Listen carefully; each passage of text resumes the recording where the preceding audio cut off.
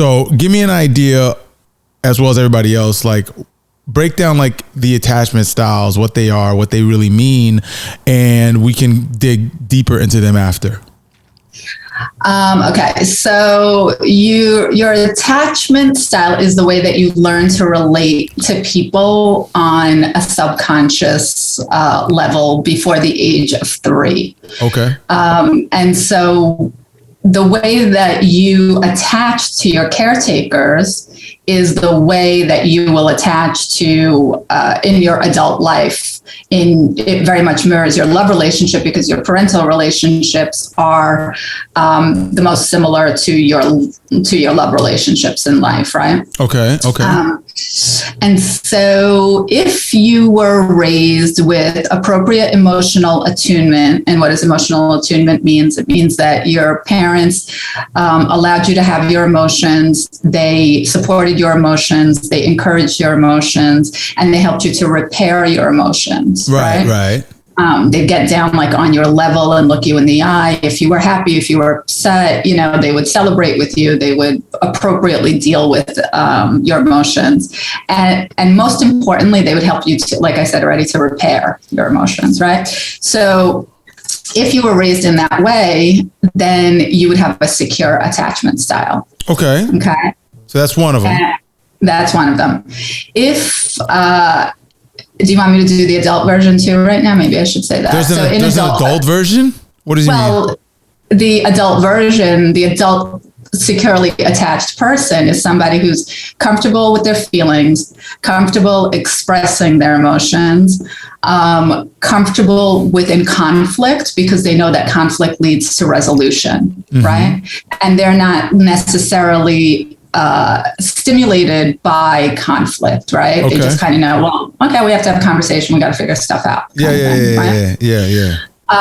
So if you had inconsistent emotional attunement when you were young, you would have an anxious attachment style. And what that looks like is sometimes your parents were available and they were great and they were loving and they were kind and they did all the things, but a lot of times for whatever reason they weren't available. Maybe you had like 7 brothers and sisters and mom just didn't have time. Or in my case, my primary attachment style is anxious. My parents were immigrants, so I was like with my grandparents and daycare and wherever they could leave me, because they were always working. And that would cause an anxious attachment style, because what happens in that situation is, because you're a baby, you have no sense of time. Mom says, I'm coming back at 7:00. That means nothing to, a baby. And you're constantly living in a state of abandonment. Where your caretaker has just left you and you don't know if they are ever coming back. And so you develop this feeling of desperation and also this hypervigilance around like noticing when somebody's going to leave. And that carries into adulthood, into love relationships, where the love is associated with abandonment. And you don't even recognize love without abandonment. And you're always afraid of abandonment. You're afraid of it, but you're also associating love with it. Yes. Ugh. Yes. Okay. Yeah, exactly. Okay. Exactly. Glad you picked up on that nuance. Yeah. But we can talk more about how that shows up later. If your parents were mostly neglectful with your emotional attunement, which means that they could have been there, they could have been like sitting next to you the whole time, but they were dismissive, they shut down your emotions, they weren't interested because they were busy themselves and doing their own thing, you would end up with an avoidant attachment style. Yeah. And what happens is the child, because their emotions aren't like ever noticed or cared for or encouraged, they basically, like before the age of 3, they shut down their emotional center. They completely and totally like close off and shut down. They stop looking to people to solve anything for them. They get kind of a lot more into their toys, a lot more into games later on, a lot more into passions and hobbies.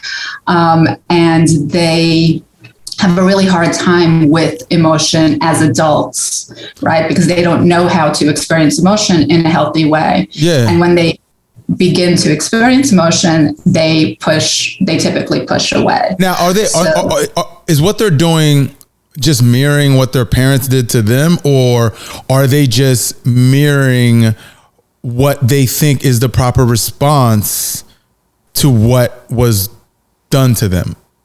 They developed a coping mechanism as children. And I suppose, part of it is mirroring how they were treated, right? Because that's all they know.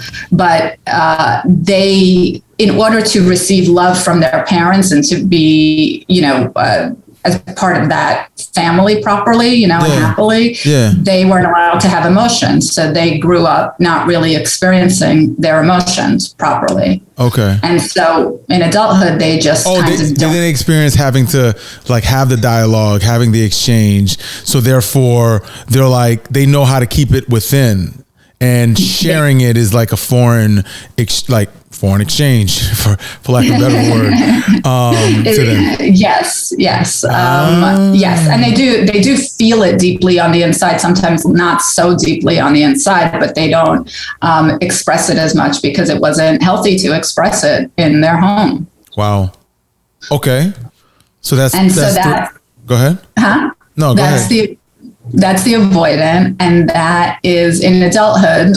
I mean, let's guess, right? This person doesn't really get deeply into relationships, or they could be very cool in relationship and wonderful until emotions get involved. And when emotions get involved, that's when they get very uncomfortable and start pushing away. And they probably don't text you that much. And they probably don't text you, right? Avoidants need a lot of space, a lot of space, enjoy their space, enjoy their alone time, while the anxious person is the complete opposite and, wants attention and wants validation and reassurance a lot. There's one more attachment style, which is the fearful avoidant attachment style. And that is somebody who more than likely, and not always, but more than likely experienced some serious abuse in childhood. So sexual, mental, emotional, physical abuse, where what happened was that they love their parents because you don't really have a choice, right? When you're a baby, this is the love relationship that your life is modeled on. It's your life source, the only life source you knew. Right. And at the same time, you're afraid of it. So they grow up being people that really want relationship, really are intensely wanted, but are also extremely afraid of it. Okay. That sounds like a very sporadic person. Very hot and cold. They typically get that, that moniker, hot and cold. They can be, all in. And then the second their partner is like, okay, great, now I want to be in too, they're like, no, let's not get crazy. And they're very, very mistrusting. They don't trust people on the whole and in general, let alone their partner. They're always assuming their partner's doing something. I experienced that.